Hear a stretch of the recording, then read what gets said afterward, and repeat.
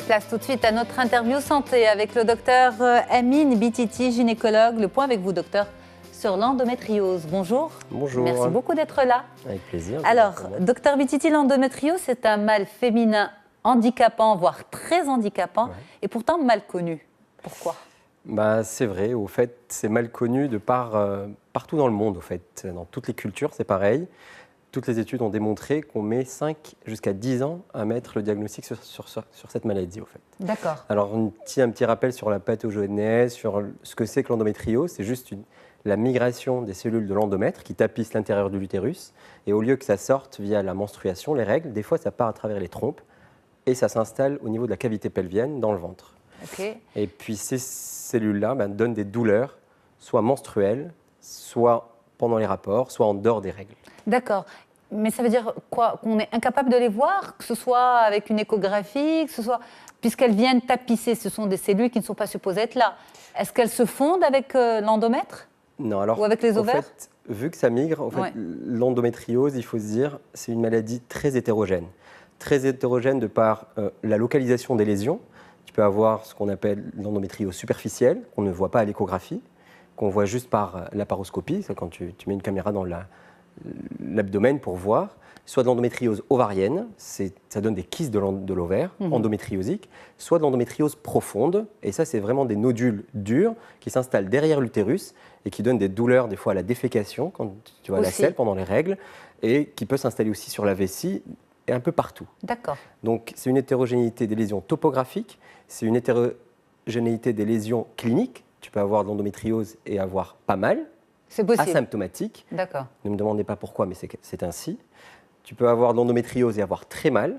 Alors cette douleur, ça peut aller de la dysménorrhée, c'est-à-dire des douleurs pendant les règles, dès le départ, qui font très très mal, des douleurs pendant les rapports, des douleurs en dehors des règles, c'est-à-dire au milieu de l'ovulation, des douleurs à la défécation et des douleurs urinaires quand elle fait pipi, la patiente, pendant les règles, essentiellement. Quand tu as de l'endométriose vésicale.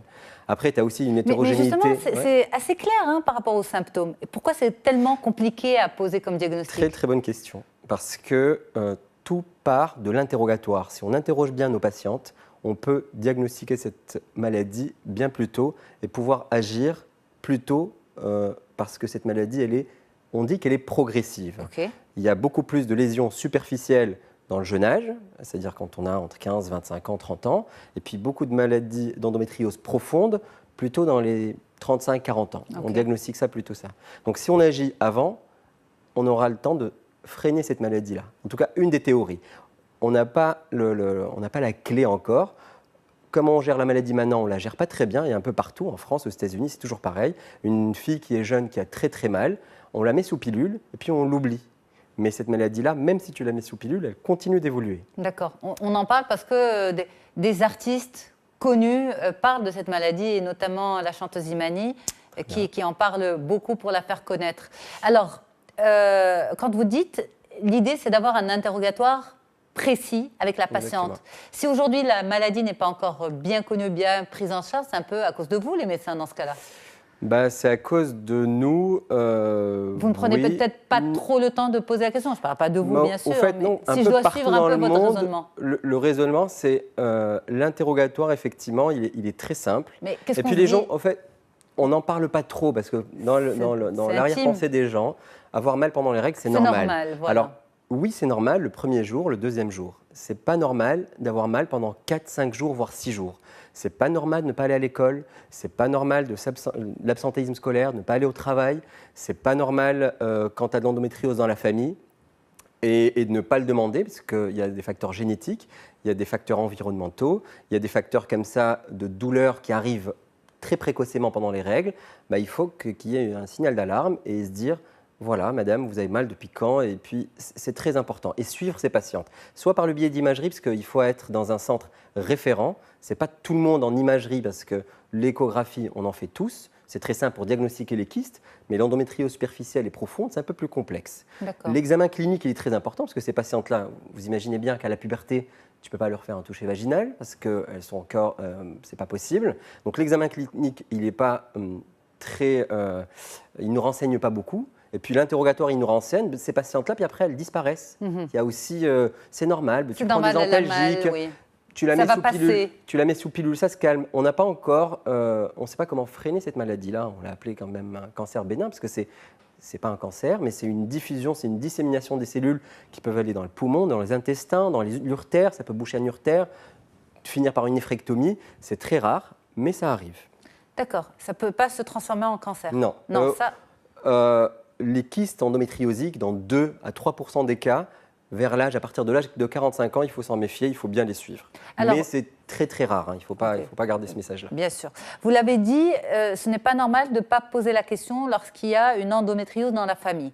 Si, par exemple, il y a une endométriose dans la famille, et est-ce que ça se déclare ensuite dès la puberté, dès l'apparition des premières règles, et à ce moment-là, il faut suspecter peut-être une endométriose? Au fait, ça doit faire partie de l'anamnèse, de l'interrogatoire au départ avec la patiente. Donc tu lui dis, madame, est-ce que vous avez mal pendant les règles? Et côté ça, sur une échelle visuelle analogique, sur une échelle de 0 à 10, vous avez mal à combien? Si elle te dit plus de 7, c'est pas normal. Si elle te dit que j'ai de douleurs en dehors des règles, à plus de 7, pas normal. Dans la famille, au bas du ventre. Au bas du ventre, en général. C'est les mêmes au bas du douleurs ventre. que les... Si la dame elle a démarré ses rapports sexuels, vous lui demandez est-ce que vous avez des douleurs pendant les rapports, elle va vous répondre aussi. Ça, c'est l'interrogatoire. Après, dans la famille, est-ce que vous partez à l'école? Est-ce qu'il y a eu des fois où vous êtes absenté?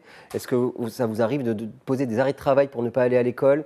Au travail. Donc, tout ça doit vous mettre un signal d'alarme et vous dire, cette dame, je dois la suivre, soit par un biais de l'imagerie, soit en faisant une laparoscopie, soit quand tu mets en place une pilule, parce que la pilule, ça arrête les règles. Quand on la donne en continu, ça arrête les règles, ça arrête l'ovulation, donc c'est un test thérapeutique. Okay. Mais ça ne freine pas la maladie. Ça ne freine pas la douleur?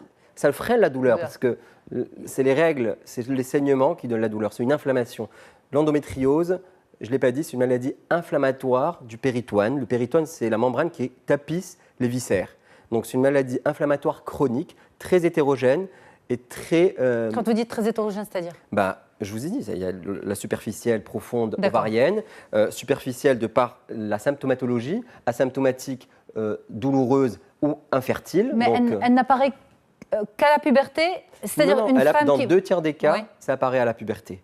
Donc, une femme peut faire de l'endométriose bien après la puberté? Exactement, dans 2 tiers des cas. Alors rendez-vous bien compte, ça commence dans 2 tiers des cas tôt, mais on la diagnostique tard. Donc ça veut dire qu'il faut qu'on travaille en amont sur le dépistage.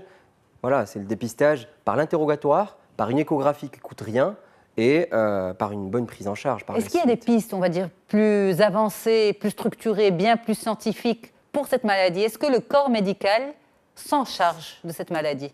Oui, de plus en plus. Comme vous l'avez dit, l'association Endomind, avec qui on a réalisé à l'hôpital Cheikh Khalifa des séances de sensibilisation du grand public concernant la qualité de vie des patientes avec ces douleurs pelviennes chroniques, la qualité de vie des patientes qui ont le volet infertile, parce que 25 à 50% des femmes infertiles ont de l'endométriose. Il faut se dire ça. Donc, comme c'est une maladie inflammatoire, la rencontre des gamètes entre le spermatozoïde et l'ovule ne se fait pas dans un milieu adéquat. Donc la rencontre ne se fait pas bien. C'est pour ça que l'assistance médicale à la procréation marche bien chez ces patientes-là. Pas toutes les femmes endométriosiques sont infertiles, mais celles qui le sont, il y a une solution. Pas que l'assistance médicale à la procréation, pas que la FIV, il y a aussi la chirurgie. La chirurgie améliore les résultats de la procréation, des grossesses spontanées. C'est des grossesses à risque lorsqu'elles sont spontanées?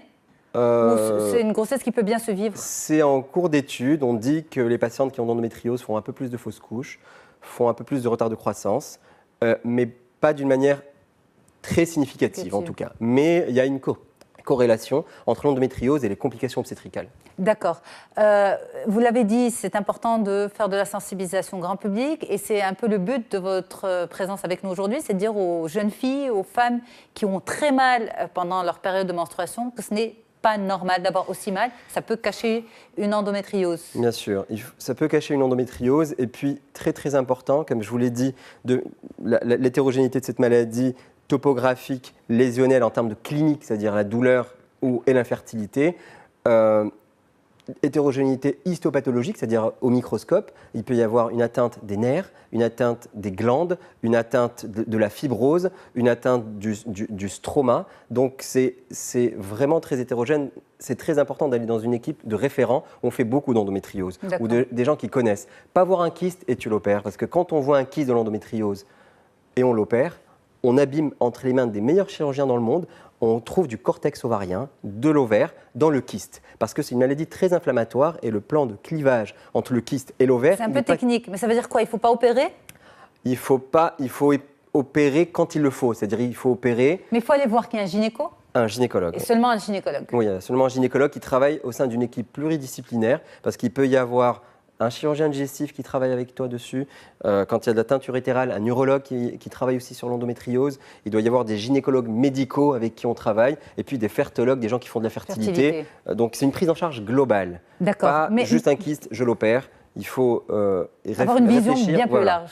La prise en charge de la douleur aussi, parce que le volet handicapant avant tout de cette maladie, c'est la douleur, et une douleur handicapante. Elle se fait comment, cette gestion de la douleur? C'est au départ, si la patiente n'a aucune contre-indication à prendre une pilule œstroprogestative, une pilule habituelle, où on la donne en continu, sans arrêt, avec des arrêts tous les 4-5 mois. Si ça marche, on garde la pilule. Et si elle veut tomber enceinte? Là, on l'arrête, bien évidemment. Et puis, à ce moment-là, c'est la balance bénéfice-risque. Est-ce que vous arrivez à avoir une vie normale ou pas? Si la dame vous dit « j'ai mal, avec un anti-inflammatoire, un antalgique, ça me calme les douleurs, je peux », à ce moment-là, oui, vous la laissez tomber enceinte. Et pendant la grossesse, elle a mal? Elle peut avoir des crises? Ou la grossesse la grossesse calme un peu l'endométriose. Donc elle peut prendre des antalgiques pendant la grossesse, parce que pendant la grossesse, vous pouvez avoir des douleurs pelviennes, et puis prendre les mêmes antalgiques qu'on donne pour l'endométriose. Pas les mêmes, mais... avec un bon suivi, bien sûr. Avec un bon suivi, bien sûr. En tout cas, merci pour toutes ces explications. Docteur Amine Bititi, vous êtes gynécologue et on peut bien sûr retrouver cette interview sur notre site média.com. Quant à moi, je vous remercie pour votre fidélité. Un grand merci à toute l'équipe, à Tanger et à Rabat pour la diffusion et la réalisation de cette émission. Et à très vite. Au revoir.